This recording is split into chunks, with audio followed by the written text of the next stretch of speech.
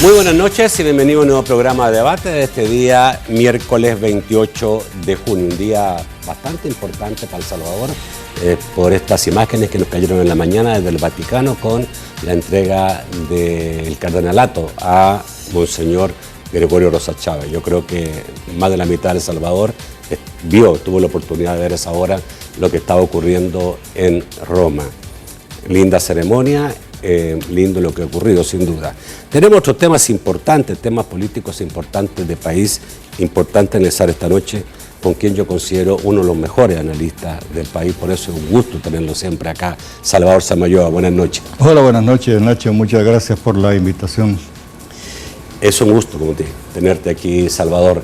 Vamos a saludar, por supuesto, y con mucho gusto, a la Central de Seguros y Fianzas, que hace posible este primer segmento de debate. Durante 30 años hemos consolidado nuestro liderazgo en fianzas. Somos expertos en seguro de personas, seguro de daños, fianza segura. Nuestro servicio es de calidad, ágil y oportuno. Alcancemos juntos nuestras metas, porque los salvadoreños no nos dejamos vencer. 3 décadas de desarrollo. La Central de Seguros y Fianzas. Por 30 años, su centro de confianza. Bueno, como decía, la noticia más importante del día es este nombramiento como cardenal de la Iglesia Católica del primer salvadoreño, Monseñor Gregorio Rosa Chávez, una persona que tiene mucha historia en el país, ¿no? No solo como hombre de iglesia, sino que también como salvadoreño, que desde su cargo ha tratado de aportar al país. ¿Qué significa para ti este nombramiento, Salvador?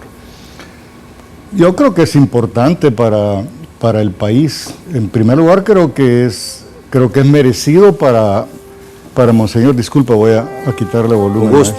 Sí. En primer lugar... Menos mal que no era un himno que a veces pones tú ahí. No, el que pone himno del Barça es Jato. Yo no pongo himnos del... No pone himno feo ahí, ¿no? Ya. No, era mi hijo. Ya.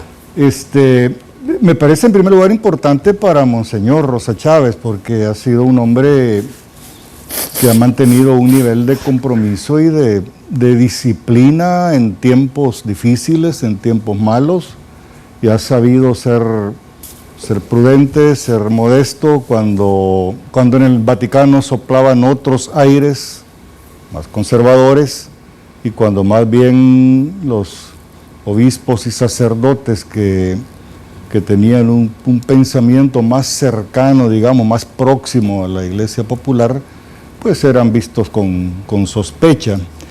Y digamos, Monseñor Rosa Chávez llevó muy bien ese asunto, siempre con respeto, acatando las orientaciones de Roma, siempre muy esmerado en estar al día, muy estudioso, muy acucioso con la doctrina de la Iglesia, con las encíclicas, las cartas pastorales y los documentos propios doctrinarios de la Iglesia.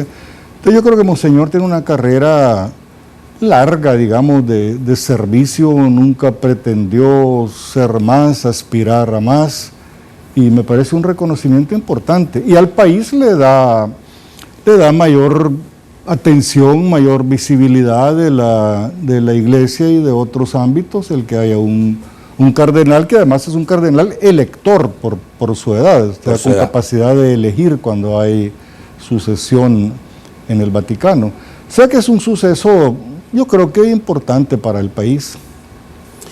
Y dentro de la Iglesia interpreta un viento de cambio por parte del Papa, y este mismo nombramiento de Monseñor Rosa Chávez significa un cambio, queriendo tener otro tipo de cardenales en la Iglesia o de jerarcas de la Iglesia.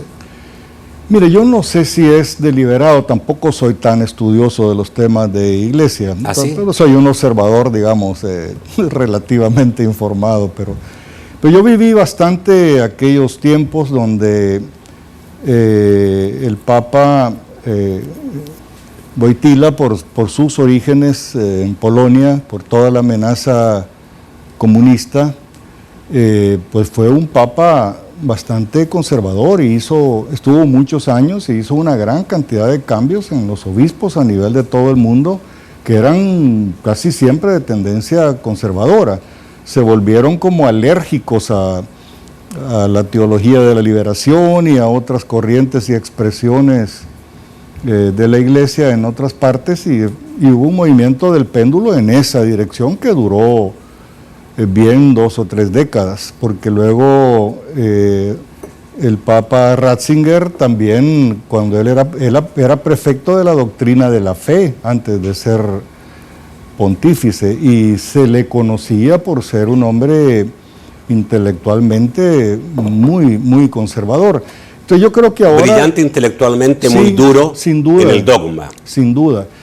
Entonces yo creo que Francisco lo que probablemente va a hacer, yo creo que va a proceder con prudencia, sin ningún extremismo, sin ninguna estridencia, pero creo que va a nombrar algunos cardenales y que vayan más bien en una dirección de la iglesia probablemente más vinculada a las comunidades de base y a ese tipo de orientación. Bueno, el Papa ha sido clarísimo en términos de decir que el sacerdote debe estar en la calle, debe estar con la gente. Sí, es mucho. No debe encerrarse. Ahora mismo, cuando es mucho su cardenal, claro, dijo, no le estoy pidiendo que sean príncipes. Sí, exacto. Como se les decía antes a los cardenales, príncipes de la iglesia. Los quiero pastores, los quiero cercanos a la gente. Ese es su pensamiento, pero no hay que malinterpretarlo. Esto no quiere decir que políticamente tenga una orientación. No, para nada. Es un tema. Es la iglesia volviendo a lo que debe ser. Un tema eclesial de una relevancia del ámbito pastoral propiamente de los sacerdotes. Ahora, Salvador, tú conociste muy bien, has conocido muy bien a Monseñor Rosa, conociste muy bien el proceso político de los últimos años en el país y la iglesia entre medio de todo esto, mismo Monseñor Romero. Hay gente que hoy día, incluso hoy día, reaccionando, yo puse por ejemplo en mi Facebook felicitaciones por este nombramiento, y nos falta el que dijo el comandante Goyo, ya como queriendo es decir que fue un hombre militante de la izquierda del país y que fue parte del conflicto. Para nada, sería un juicio completamente arbitrario y completamente injusto. Injusto, ¿no? Desapegado a los hechos. Monseñor Rosa Chávez acompañó en cantidad de reuniones a Monseñor Rivera Damas como obispo auxiliar, y en otras tantas pues lo delegó Monseñor Rivera y acudió él, digamos, solo, siempre... Siendo muy joven. Sí, estamos hablando de la década de los 80, que es cuando yo coincidí en muchas ocasiones con él. Se trataba siempre de temas humanitarios, del derecho humanitario de la guerra, es decir, temas de heridos, de lisiados, de prisioneros, de liberación de prisioneros, temas de protección de comunidades que estaban amenazadas, temas de violaciones de derechos humanos que hacían ambas partes, por cierto. Y Monseñor estaba siempre situado en esa dimensión. Ahora, cuando la Iglesia tuvo muchos exponentes, sobre todo en América Latina, de la teología de la liberación, Monseñor Rosa nunca se declaró de esa teología, ni siquiera tuvo palabra de apoyo. Puede haber tenido alguna simpatía con que hubiera una iglesia que tratara de trabajar de forma distinta, pero nunca recuerdo yo. No, yo tampoco. Yo nunca le escuché, digamos, elaboraciones intelectuales o doctrinarias enmarcadas en esa orientación de teología de la liberación. Su pensamiento era distinto, era de una iglesia de servicio y de una iglesia próxima a la gente, pero no toda la elaboración que vino con bastantes connotaciones políticas en ese tiempo. Yo creo que Monseñor Rosa Chávez fue ajeno a esa orientación y digamos, él trabajó intentando la paz, fue uno de los grandes propósitos.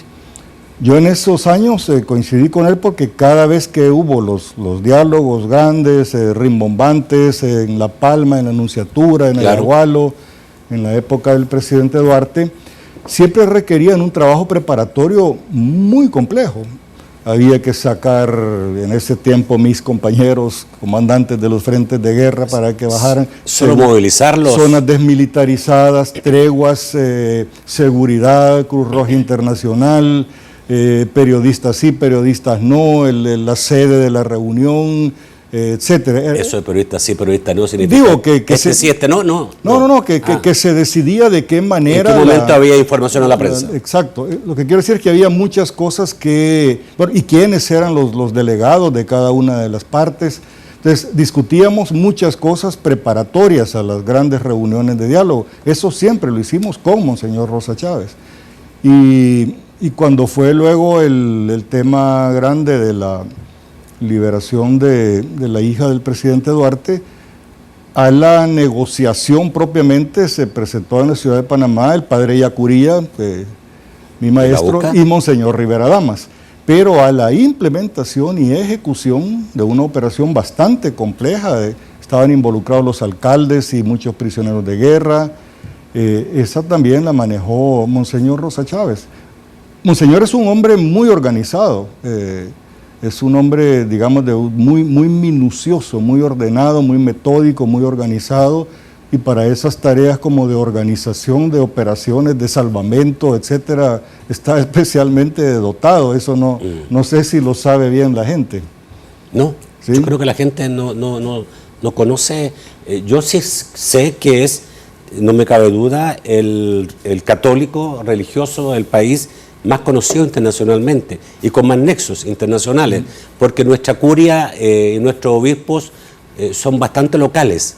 Pero el que ha trascendido, a pesar que era el obispo más pequeño, el obispo, porque no era obispo, era obispo auxiliar, tenía mucha más trascendencia internacional. Pero es que él ha tenido un interés y ha sido muy participativo a lo largo de 3 décadas, sí, pero claro, sobre todo las últimas 2, en las reuniones de obispos del CELAM a nivel latinoamericano y a nivel centroamericano. Y a través de Cáritas, presidente de Cáritas. Sí, pero las reuniones de obispos donde se dan las posturas de la iglesia en la región ante los problemas sociales y nacionales de los países, Monseñor ha estado siempre presente, Monseñor Rosa Chávez, en ese tipo de reuniones. Bueno, buena noticia, sí, sin duda, que aplaudimos sí, y estamos contentos. Vamos a un corte y volvemos rápidamente para hablar de otros temas importantes a nivel nacional.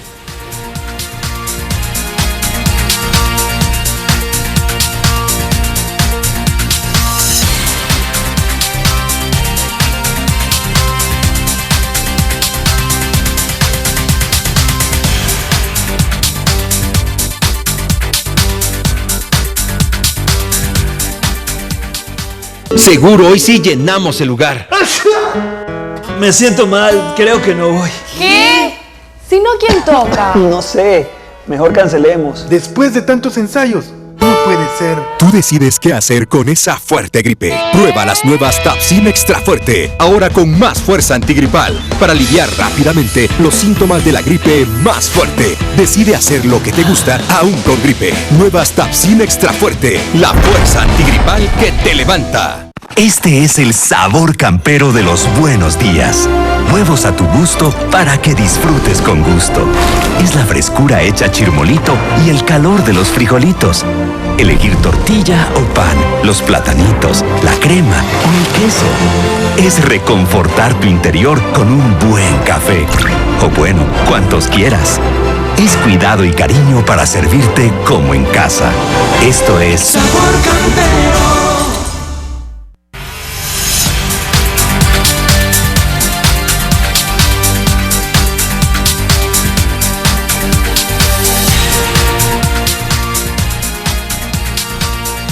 El segundo segmento de debate, gracias a Banco Agrícola. El Salvador nos llama a que sigamos creyendo en él.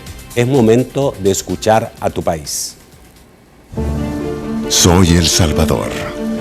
Soy tu tierra.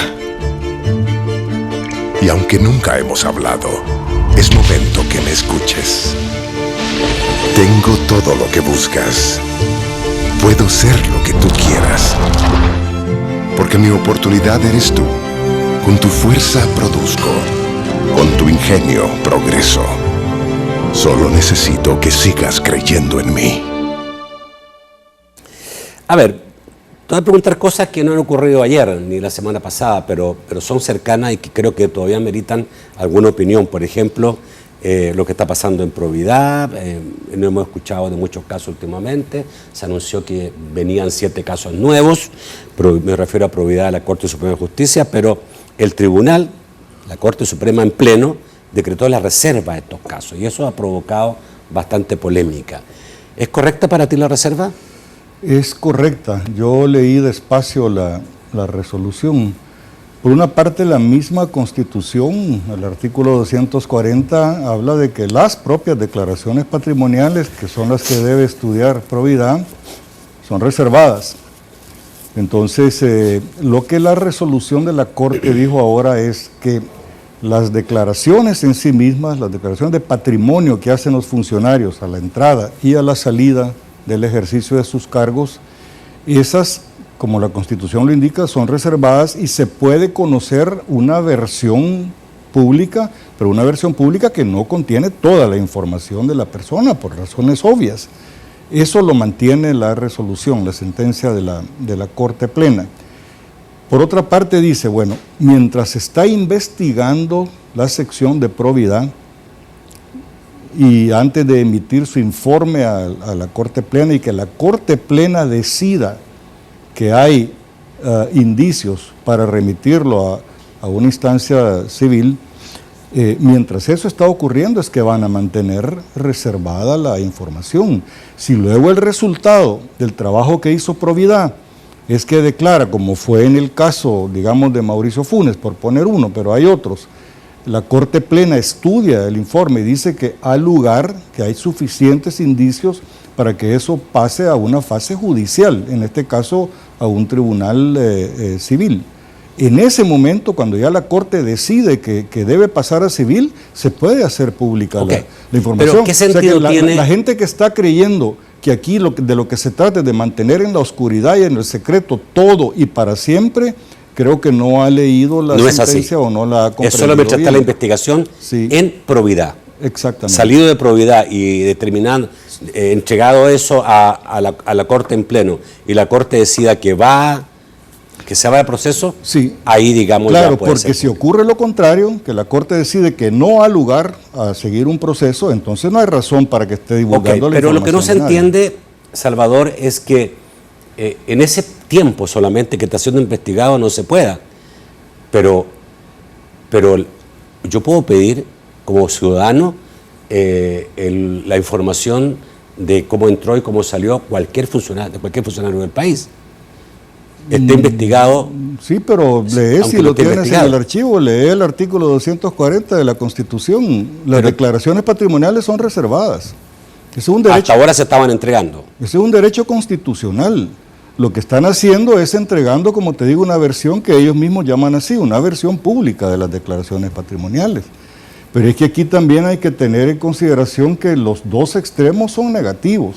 El extremo en el que hemos vivido muchos años de impunidad, de oscuridad, de falta de transparencia, donde nadie pudo conocer nunca cómo entraban y cómo salían. Ese es un extremo que hay que evitar, sin duda. Pero el otro extremo también, de que cualquier hijo de vecino, por morbo, por curiosidad, porque le da la gana, va a tener derecho a saber toda la información de la economía de tu hogar, porque además el funcionario incluye a cónyuge y a hijos. Yo creo que la información debe ser pública cuando esté en juicio, en un proceso judicial, pero mientras no esté en esa etapa, ¿qué derecho tiene? No cambia eso cuando es un funcionario. Muchos dicen, bueno, no, pues que un privado no, pero quien ha sido funcionario sí tiene la obligación de ponerse a lo público. Y de hecho esa ha sido un poco la teoría de algunos magistrados de la sala que votaron en contra. No, pero están equivocados. Por eso, precisamente, por ese derecho del público, es que la ley abre la instancia a que, siendo investigado, si hay indicios, se pueda publicar toda la información, justamente por ese derecho. Pero a lo que no tiene derecho nadie, aunque sea funcionario, si es un funcionario probo, al que lo ha investigado una instancia como Providad, minuciosamente, a él, a su cónyuge, a sus hijos, durante varios años después, además de la finalización de su cargo, y no ha encontrado ningún elemento de enriquecimiento ilícito, ¿por qué razón va a ser pública la información de su patrimonio? Eso no tiene sentido. Esto nos lleva también a la presunción de inocencia, que tenemos que empezar a la tener más presunción cuidado. de inocencia. Yo creo que sí.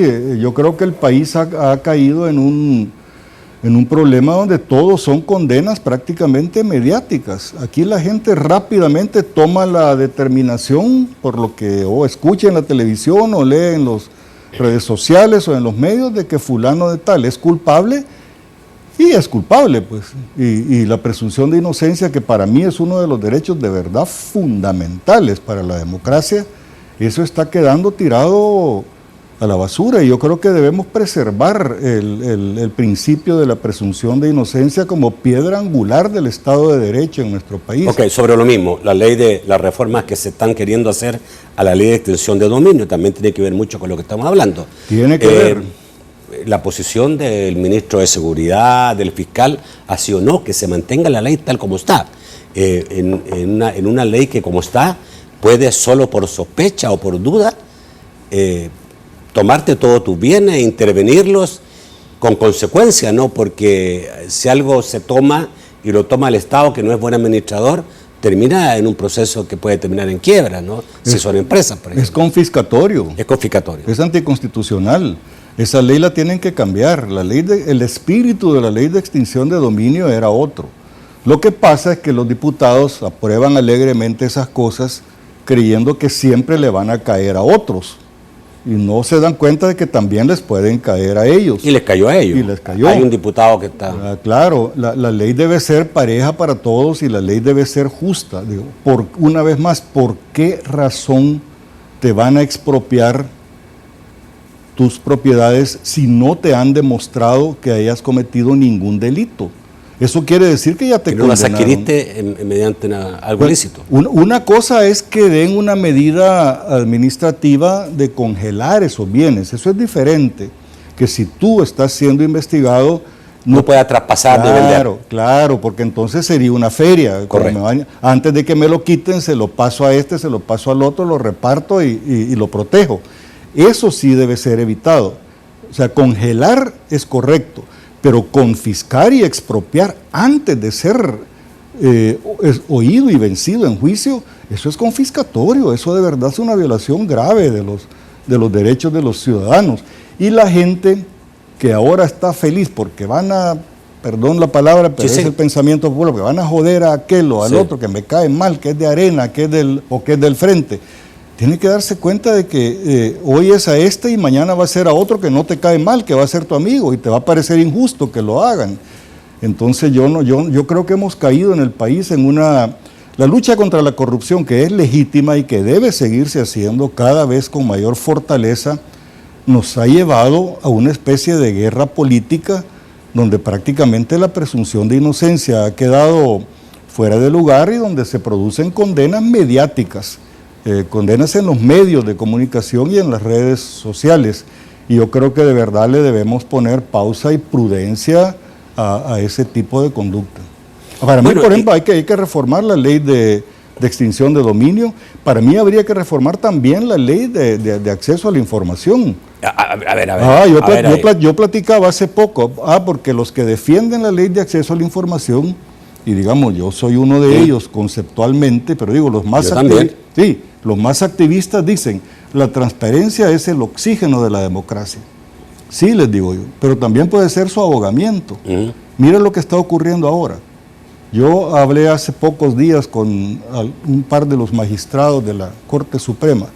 Los tienen literalmente sepultados en una montaña de requerimientos. Creo que tenían más de 50,000 requerimientos de uso de acceso a la información. Por supuesto, una inmensa cantidad de esos están organizados por testaferros de personajes políticos que cuando alguien dijo que había que investigar a tales de tal sector, entonces dijeron, bueno, así nos van a investigar a nosotros, órale, ahora también ustedes. Y le mandó peticiones de investigar a cientos de personas del otro lado. ¿Y cuál es el propósito de eso? Asfixiar y ahogar la acción de la Corte Suprema. ¿Quién puede ventilar o tramitar miles o decenas de miles de digamos, de procedimientos, de requerimientos de información a ese nivel. Estoy hablando. Ahora, modificar la ley de acceso a la información yo lo veo un poco más delicado, sobre todo porque también hay interesados en cerrar todas las válvulas, o cerrar bastante. No, de acuerdo. El límite correcto, el equilibrio. Exactamente, es el justo medio. Una vez más, no caer en el extremo de que la información esté cerrada y no caer en el otro extremo de que la información se haga feria, Salvador, se haga una herramienta de manipulación política para todo efecto. Yo creo práctico. que con esto de la ley de extinción de dominio estamos ya requete comprobando que nuestra Asamblea Legislativa hace leyes, pero bueno, la ley cuando quisieron subir el techo, cuando pasaron la deuda provisional de 25 a 50 años, es otra ley que nadie ha hablado más de ella porque después que la aprobaron se dieron cuenta que es imposible, que hasta está mal redactada. La del 21 de abril, sí. ¿Qué está pasando con nuestra Asamblea Legislativa? Que yo la veo cada vez peor en su calidad, por lo menos de hacer leyes coherentes, bien escritas, sensatas. Sí, bueno, yo creo que generalmente el problema radica en que están procediendo por mala planificación del trabajo, con unos tiempos, digamos, en los que realmente no se puede discutir con seriedad las implicaciones de una u otra redacción. Unos intentan pasar por sorpresivo las leyes, con dispensa de trámites entre gallos y medianoche, y entonces de esa manera es muy difícil. Y en otros casos simplemente, como tienen la correlación de fuerzas, tienen la aritmética, realmente no les está importando la calidad de la ley. Yo creo que de verdad cuando una ley se convierte, justamente un texto se convierte en ley, debiera estar muchísimo más estudiado, con mucha más prudencia, y yo coincido contigo en que muchos de estos instrumentos se han sacado por presiones y se han sacado a la carrera y son chapuceros, están mal hechos, mal escritos. Y el problema es que afectan derechos reales de personas reales. Pero también, Salvador, yo creería que hay una baja en la calidad de la conducción política de los partidos. No tanto la conducción, sino que en general, digamos, de los que están hoy día dedicados a la política, especialmente en la Asamblea Legislativa. Hay una baja. Yo puedo coincidir con eso también. Lo que pasa es que a mí me da un poco de pena decir eso porque uno parece ancianito cuando lo dice, cuando está diciendo que todo porque antes había unos mejores que los que hay ahora. Que todo lo del pasado era mejor que ahora. Eso generalmente lo dicen las personas bastante mayores. Sí, pero no hemos mejorado. Pero ya fuera de broma, yo creo, en mi opinión, los liderazgos políticos fueron más responsables y más serios y mejores políticos, por cierto, en otros tiempos que ahora. A pesar que eran momentos más difíciles, hoy día en democracia pudieran haber mucho mejores. Yo creo que sí. Vamos al corte, volvemos rápidamente.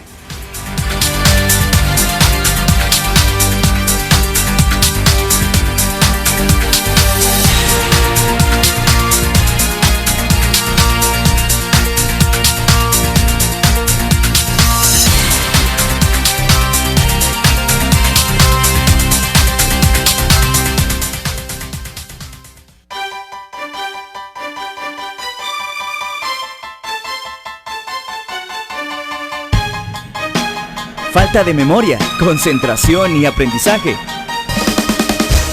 Toma Cerebropos. Desfatigante mental con vitaminas que mejora la memoria. Te da concentración. Combate el estrés y el agotamiento físico y mental. Cerebropos. Mente activa y dinámica.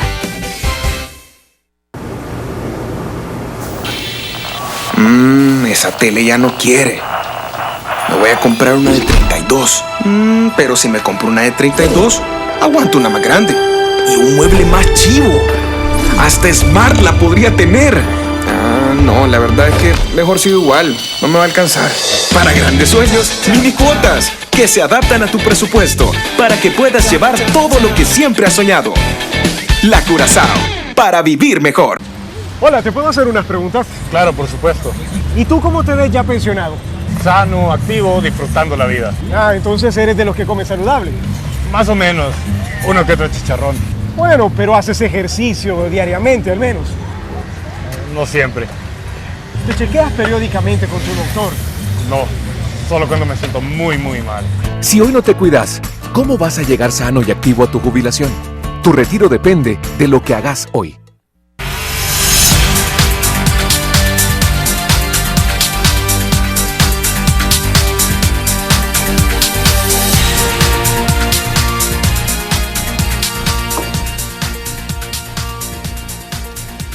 El tercer segmento de debate gracias al sistema Fedecrédito. Los que somos 100% salvadoreños, en familia aprendimos a fomentar valores. Una razón más para usar la familia de productos y servicios del sistema Fedecrédito.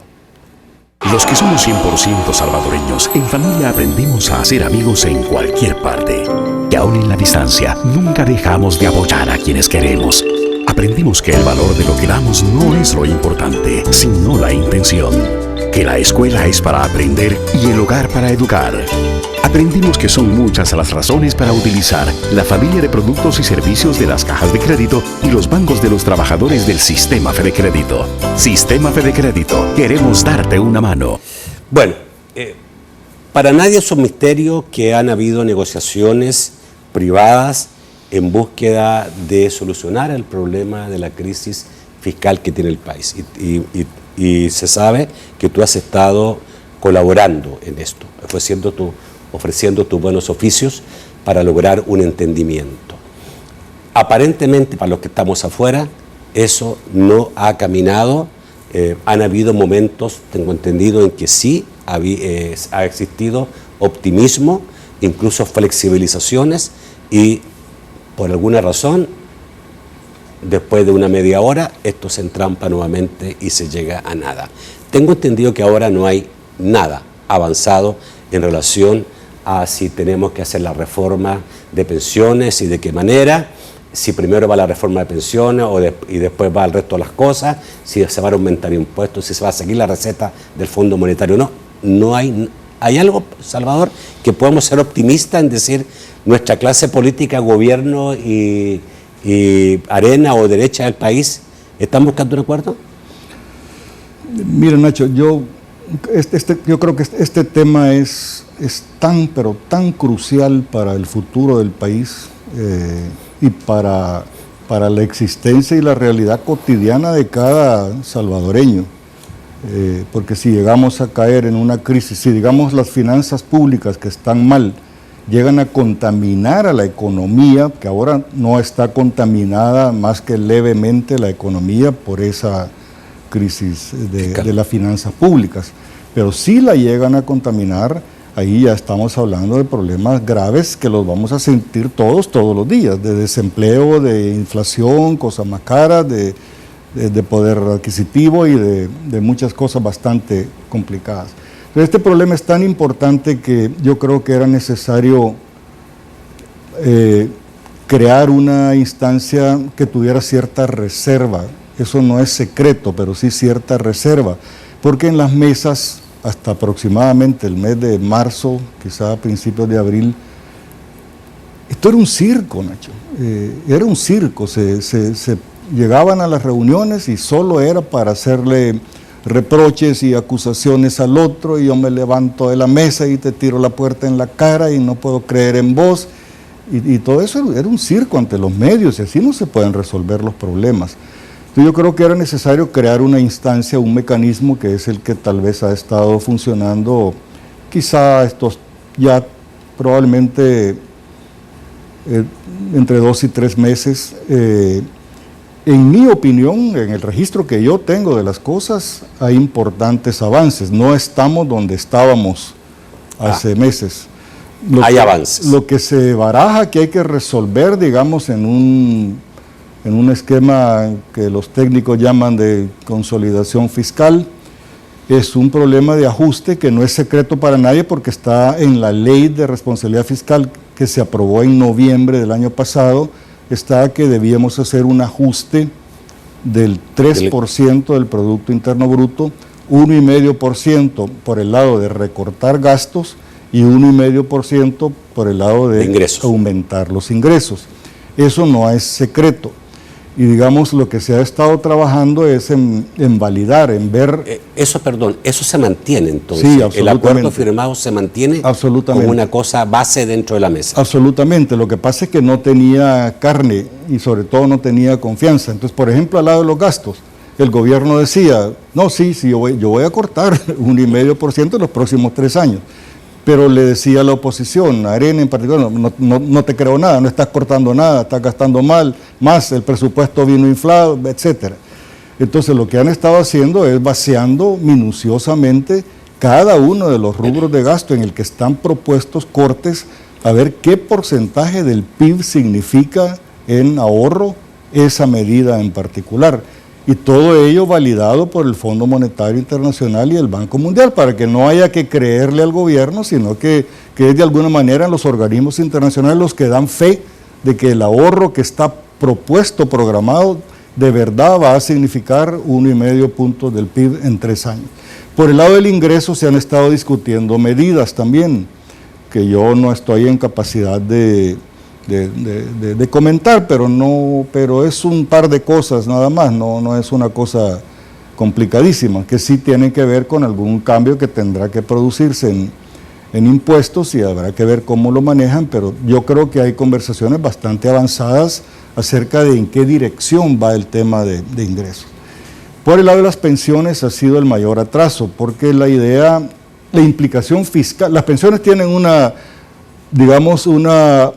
en sí mismas son importantes si resuelven o no resuelven la capacidad de pagarle al pensionado su jubilación, pero tienen otra implicación, que es la implicación propiamente fiscal, es cuánto le cuestan al Estado. Entonces, lo que han estado discutiendo es un modelo que por una parte le signifique al Estado un ahorro entre 0,5 punto y 1 punto del PIB, y por otra parte le asegure a los trabajadores que los retornos, las pensiones mínimas y las pensiones vitalicias se van a poder mantener. Entonces, como bien sabes, han estado en una discusión muy ideológica, muy agresiva en los meses anteriores acerca de los modelos. Yo creo que a estas alturas en el FMLN tienen claro ya que el modelo mixto tal como lo estaban proponiendo no pasa, no camina. Y también en el otro lado... Claro, porque actuarialmente, al hacer el análisis actuarial... porque lo han estado discutiendo con muchos técnicos de dentro y de fuera del país, incluyendo al superintendente del sistema financiero, Ricardo Perdomo, y yo creo que ya entiende, y por una parte realismo, simplemente no tienen los votos para un modelo de ese tipo.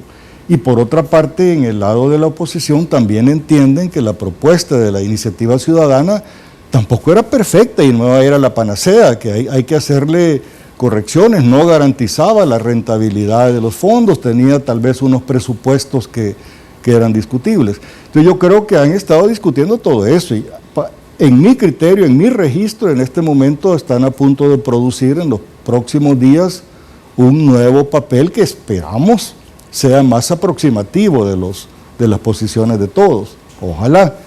Y el último aspecto que queda es el tema de cómo vamos a financiar, digamos, los vencimientos de ahora son pequeños, son de los compromisos que hay con los certificados de... 40 millones, pero en octubre vienen más fuertes. Y claro, pero vienen más fuertes los previsionales, pero también tenemos vencimientos en el 2019 de eurobonos, que son cantidades importantes, y tenemos también un saldo que, si no estoy mal, estará por 500 o 600 millones de letes, que es deuda de corto plazo, porque esas los bancos la han financiado al gobierno.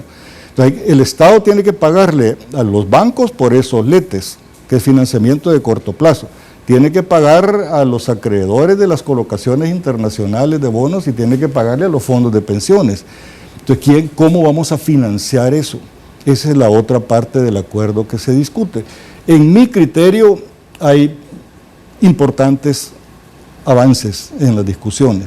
Hay importantes avances. Sí, pero yo no estoy en capacidad de revelarlo. De comentar con más detalle, pero tampoco la gente vaya a pensar que hay mucho misterio. Son estos temas de los que he hablado: ingresos, gastos, pensiones y financiamiento. Esos 4 puntos son los que están sobre la mesa. Ahora, me imagino que en el caso de los ingresos también hay un problema fundamental por la responsabilidad que ello implica. Si se va a poner un impuesto un impuesto nuevo o se va a subir un impuesto determinado para llevar más ingresos, ningún partido quiere, menos en época preelectoral, ser solamente él el que cargue con el costo. Sin duda, así es. Es un momento malo porque hay elecciones y es un costo, pero además también es un momento malo porque han estado saliendo durante meses, todos los días, temas de corrupción, de despilfarro, de malversación.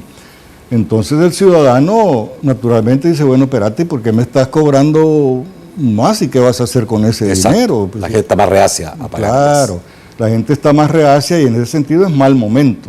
Por lo tanto, esa medida en particular, que yo creo que va a ser necesaria. Mire, la gente tiene que desmitificar las cosas también, porque la economía real es la economía real, nos guste o no nos guste. Casi todos los países de América Latina tienen, por ejemplo, yo no digo que esta vaya a ser la salida aquí, tendrán que decidirlo, pero por ejemplo el IVA lo tenemos nosotros más bajo que prácticamente todos los países de América Latina. Entonces el IVA lo cambiamos la última vez hace 20 años, cuando el doctor Calderón Sol, en el 96 o 97, si no recuerdo mal. Correcto. Entonces también el Estado tiene derecho a hacer los ajustes. Lo que pasa es que se debiera comprometer también a un uso, por supuesto, honesto. Y también tenemos impuestos que tienen todos otros, porque la mayoría de los países nosotros no lo tenemos. Así es. Bueno, Salvador, no te voy a llevar más por este tema porque sé, digamos, que estás actuando como una especie de moderación y de ayuda para, entonces, tienes que cuidar mucho tus palabras y lo has hecho bien y te agradezco lo que has dicho. Pero necesito preguntarte, tengo un minuto, pero aunque sea, y a lo mejor después del bloque hablamos un poquito más en relación a lo que está pasando en la relación El Salvador-Estados Unidos, producto del apoyo de El Salvador a Venezuela. Sí, bueno, yo creo que este problema en este momento no es grave, aunque Estados Unidos tiene molestias, pero creo que se puede poner más complicado. Si la situación en Venezuela continúa deteriorándose, que es lo único que podemos prever razonablemente, que va a haber más represión, más muertos, más hambre, más crisis, más enfrentamiento, más autoritarismo, de la población, más dictadura. Y si El Salvador como gobierno sigue apoyando eso, de verdad que sí vamos a entrar en un problema bien importante. No es solo los Estados Unidos. El Salvador no se suma en la OEA al bloque que significa el 90% de la población de América Latina, el bloque de los 20 países que al fin resultaron ser 20, y se suma con Nicaragua y con Bolivia prácticamente a hacerle el servicio al régimen, a la dictadura de Maduro. Eso es incomprensible. Yo creo que el partido FMLN puede tomar la posición que quiera. Creo que se equivocarían gruesamente, pero puede tomar la que quiera. Pero el gobierno... ¿Políticamente incorrecto? Absolutamente. Ya, pero por otro lado... Pero el gobierno tiene que tomar la posición que le beneficie al país y a los salvadoreños. Esa es otra cosa, esa es la parte, digamos, y claro, quería llevarte cuando el FMLN habla de soberanía. Nosotros somos soberanos y podemos decir lo que quiera. Está bien, pero hay una realidad. Estados Unidos prácticamente tiene 1/3 de la población en su territorio, de nuestra población, y además mantiene prácticamente la economía. Voy a tener un corte y después del corte terminamos con este tema. Bueno. Ya volvemos.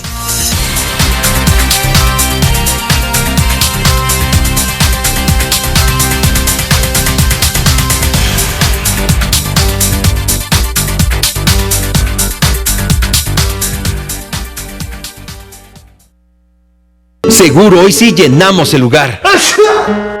Me siento mal, creo que no voy. ¿Qué?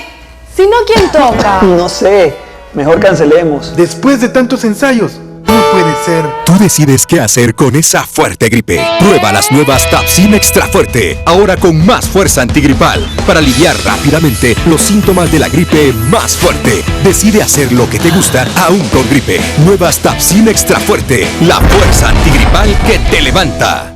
Durante 30 años hemos consolidado nuestro liderazgo en fianzas.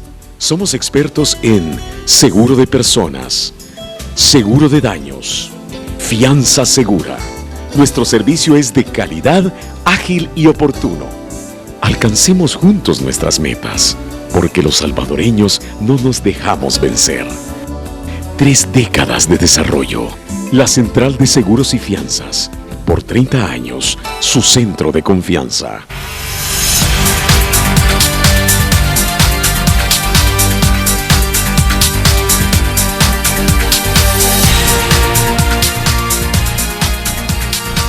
El siguiente segmento de debate gracias a CerebroFOS, reconstituyente del sistema nervioso.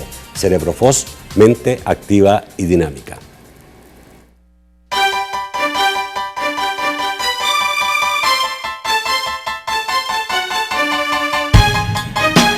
Falta de memoria, concentración y aprendizaje.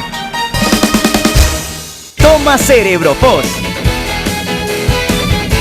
Desfatigante mental con vitaminas que mejora la memoria. Te da concentración. Combate el estrés y el agotamiento físico y mental. CerebroFOS, mente activa y dinámica. Antes de ir con Francisco Bonilla, con las preguntas del público, cerramos con este tema. ¿Soberanía con quién? Con un país del cual dependemos económicamente y tenemos una cantidad de población que también nos vuelve dependiente porque son salvadoreños que tenemos que proteger. Sí, digamos, el mundo en el que vivimos es interdependiente y la soberanía como una pureza de no tener ninguna influencia de nadie en las decisiones, eso no existe en la vida real. Yo creo que aquí las alternativas son bien claras. El apoyo o no al régimen de Venezuela, para mí, en primer lugar, pasa por ser coherente con los propios principios. El FMLN, del que yo formé parte, luchaba contra la opresión. Cuando había un régimen que estaba disparándole a la gente en las calles, nosotros solíamos estar en contra de eso, no a favor de eso como están ahora. Cuando había regímenes que no permitían elecciones o elecciones libres, solíamos estar en contra de eso, no a favor de eso como se está ahora. Cuando habían regímenes que violaban los derechos humanos de manera grave, estábamos en contra de eso, no como ahora. Entonces yo creo que el FMLN tiene que entrar en primerísimo lugar en un tema de coherencia con su propia historia, con sus propios principios. Nosotros somos ejemplo en el mundo de haber convocado a la comunidad internacional para que interviniera en nuestro país. Eso es lo que el FMLN le pidió a la comunidad internacional, que intervinieran para protegernos porque estábamos en un régimen que violaba gravemente los derechos humanos y que era un régimen autoritario y de fuerza militar que conculcaba las libertades públicas y los derechos democráticos. Eso mismo está ocurriendo en Venezuela. ¿Y por qué Venezuela ahora, el pueblo venezolano no tiene derecho a tener ayuda internacional? Eso se considera una injerencia, una intromisión. Y cuando nosotros éramos los que estábamos sufriendo las balas de la represión aquí en las calles, entonces no era injerencia, sino que era correcto que la comunidad internacional nos protegiera. Entonces, yo creo que uno tiene que tener coherencia en la vida. Ok, creo que está clarísimo. Vamos con Francisco Bonilla y las preguntas del público. Buenas noches, Francisco. Un placer saludarles, muy buenas noches. Vamos a iniciar con, dice Miguel Martínez, mucho ven hipocresía que la derecha felicite a la hora cardenal, dada la persecución que desarrollaron sobre la iglesia. Dice Rosa María de Dubón, sus palabras son importantes para que no se politice al cardenal Rosa Chávez y se vea como es un discípulo de Dios, al servicio de Dios, al servicio de todos. Dice Guillermo Brán, la reserva es correcta por las razones equivocadas en el caso de la información. José Rafael Castro dice, el fiscal se opone a reformar la ley de extinción del dominio. ¿Qué se hará entonces? Pregunta específicamente Rafael. Dice Ricardo Flores, hay casos en que se aprueban, si no leyes, disposiciones en que se favorecen todos, como el seguro médico privado, se refiere a los políticos actuales. Tony dice, los políticos de antes eran salvadoreños de corazón y trabajaban para el bienestar, ahora todos son corruptos y contrabandistas.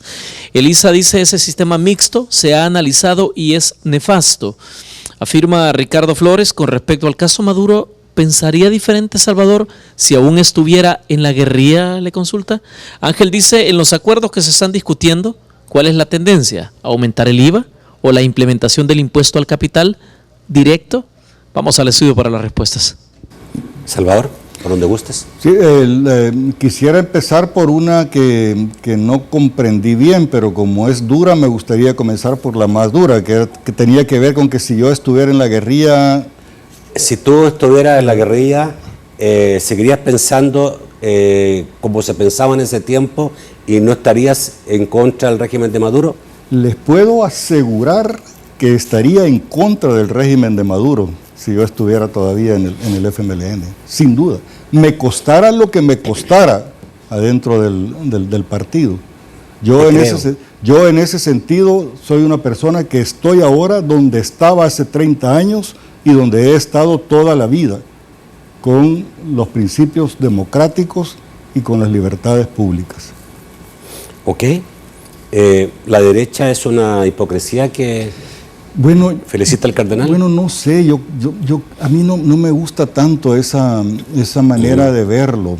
Por supuesto, cada uno tiene derecho a pensar lo que quiera, pero si hay elementos de la derecha que, digamos, que felicitan a Monseñor o que le reconocen algo, hay dos posibilidades. Una ciertamente es que lo digan del diente al labio porque es políticamente correcto ahora decirlo, o por hipocresía, como dice la persona que llamó. Pero hay otra posibilidad también, es que lo digan porque han evolucionado. Porque lo han conocido más. Claro, porque son más tolerantes, son más respetuosos. Uno no le debe negar a las personas el derecho a evolucionar en la vida, porque entonces no podemos progresar. Ok. Y hay otras preguntas, pero prefiero que me digas en dónde me centro, porque el tiempo suele ser corto. Hoy todos los políticos son corruptos y contrabandistas, me parece demasiado fuerte. Me parece una exageración también. La gente, mira, Nacho, la gente está enojada, la gente, yo lo comprendo. Tiene razón por qué tenemos razones por qué estar enojados con todo lo que hemos visto, pero yo no creo que la generalización en esos términos sea válida.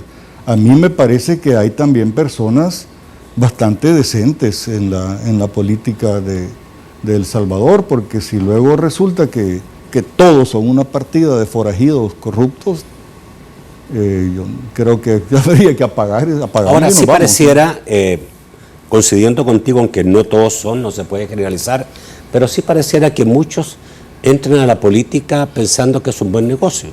Sí, sin duda. Y muchas veces por la incapacidad de ser exitoso en lo privado. Entonces, como no saben, pueden vislumbrar que no van a ser exitosos en lo privado, entran a lo público y ahí van a hacer carrera pensando que es más fácil, que se puede lograr privilegios. Puede ser que entren ya de antemano con esa intención, pero otros yo creo que es el tema del momento, es despacito. Que se van deslizando despacito hacia unas comodidades, hacia unos privilegios, qué sé yo, el que primero le paga el Estado su seguro médico privado, tal vez no piensa en ese momento que eso está muy mal, y luego anda un carro de tal cantidad, que cuesta tanta cantidad de dinero, y tal vez no piensa que está mal, pero cuando empiezas a sumar toda la manera como se usa el dinero público de alguna manera en privilegios de los funcionarios, termina estando mal, sin duda. Entonces yo creo que algunos se meten con deseo de componerse, otros no se meten con esa intención, pero se van deslizando despacito hacia prácticas que no son correctas. Y otros me parece que logran mantenerse decentes, básicamente en el ejercicio de la política. Okay, y también quizás Salvador hubo un momento determinado en el país donde dijo, bueno, y entonces, si todos lo hacen, ¿por qué yo no? Sí, pero yo no acepto eso. Me refiero a los que estaban en ese ambiente, ¿no? Bueno, sí, pero yo no acepto eso. Eso tiene dos versiones. Una que le decían a uno, es que en arca abierta hasta el justo peca. Sí. ¿Y por qué? Sí. Porque el que es justo no tiene por qué pecar, aunque el arca esté abierta. Yo me acuerdo, pero las tentaciones, yo tuve 5 años de servicio, no tenía un cargo altísimo, pero tenía un cargo en la presidencia del Consejo de Seguridad. Yo me acuerdo y tengo unas cuantas decenas de testigos que yo fui todos los días de la vida al trabajo en mi carro, que era un carro modesto en aquel tiempo de 10 o 12 mil dólares. Y la gasolina me la pagué yo. Creo que en 5 años usé 3 o 4 veces galones de gasolina. Creo que no gasté ni $1 en publicidad en los 5 años que estuve. Lo que quiero decir no es por oponerme yo de que esté bien, pero se puede ser decente en la política. Claro que se puede. Gracias, Salvador, por estar esta noche. Creo que ha sido interesante escucharte. Tengo varias llamadas que no puedo contestar de amigos que seguramente quieren comentar el programa. Los espero mañana a las 8. Mañana es día de debate periodístico. Que pasen muy buenas noches.